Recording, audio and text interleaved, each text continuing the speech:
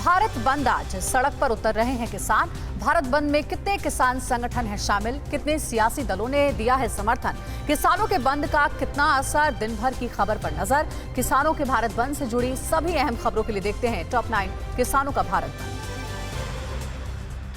केंद्र सरकार के 3 नए कृषि कानूनों के खिलाफ किसान आज फिर सड़कों पर हैं। संयुक्त किसान मोर्चा ने आज देश भर में शांतिपूर्ण भारत बंद का आह्वान किया है और सभी लोगों से हड़ताल में शामिल होने की अपील की है। व्यापारियों से दुकानें बंद रखने का आग्रह किया है। किसानों ने बंद के दौरान अनिवार्य सेवाओं को छोड़कर आवाजाही पर पूरी तरह से रोक लगाने का ऐलान कर रखा है।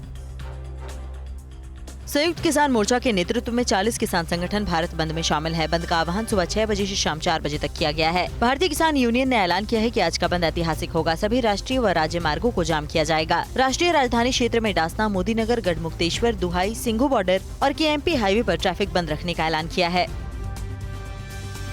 केंद्र सरकार को घेरने के लिए विपक्षी दल भी किसान संगठनों की बुलाए बंद का समर्थन कर रहे हैं। कांग्रेस, आप, लेफ्ट, एनसीपी, सपा, बसपा, अकाली दल और तृणमूल कांग्रेस सरीखे कई विपक्षी दलों ने किसान संगठनों के समर्थन में बंद में शामिल होने का ऐलान किया है। पंजाब और हरियाणा में कांग्रेस, आम आदमी पार्टी और अकाली दल समेत कई कर्मचारी और व्यापारी संगठनों ने समर्थन का ऐलान किया है। भारत बंद से राजधानी दिल्ली और यूपी के कई जिले व्यापक तौर पर प्रभावित हो सकते हैं। इसके अलावा पंजाब और हरियाणा में भी बंद का व्यापक असर देखने को मिल सकता है। किसान संगठनों ने दिल्ली से चंडीगढ़ और पंजाब जाने वाले सभी रास्ते बंद रखने का ऐलान किया है। इसके अलावा हरियाणा और पंजाब में किसान रेल यातायात भी ठप करने पर अड़े हैं। भारतीय किसान यूनियन के नेता राकेश टिकैत ने हरियाणा की खट्टर सरकार को पानीपत के युद्ध के मैदान का हवाला देकर सीधी चुनौती दी। किसान मान सम्मान को प्रायोरिटी पर रखता है, उसमें एलिगेशन लगा दो।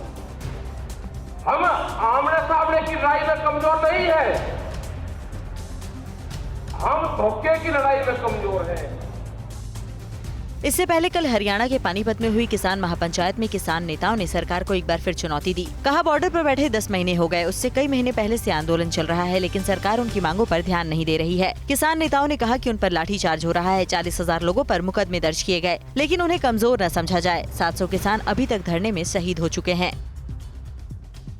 कृषि मंत्री नरेंद्र सिंह तोमर ने किसान संगठनों से फिर से अपील की है कि वे आंदोलन का रास्ता छोड़ दें। सरकार किसानों से बातचीत को तैयार है। सरकार कृषि बिल पर किसानों की आपत्ति पर अमल करेगी। किसान आंदोलन को राजनीतिक दलों के समर्थन पर कहा है कि किसान के मसले पर सियासत नहीं होनी चाहिए।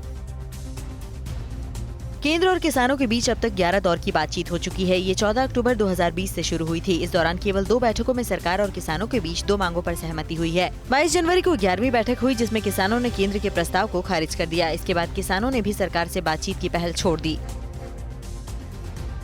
26 जनवरी को दिल्ली में किसानों के ट्रैक्टर परेड के दिन भड़की हिंसा के बाद केंद्र सरकार ने भी सख्त रुख अपना लिया है और बातचीत का सिलसिला थम गया है। किसान नेता राकेश टिकैत जगह जगह घूमकर किसानों की महापंचायतें कर रहे हैं, जिसे राजनीतिक चुनावी आंदोलन का नाम भी दिया जाने लगा है। गौरतलब है कि किसानों को दिल्ली की सीमा पर धरना देते 300 से अधिक दिन का समय हो चुका है।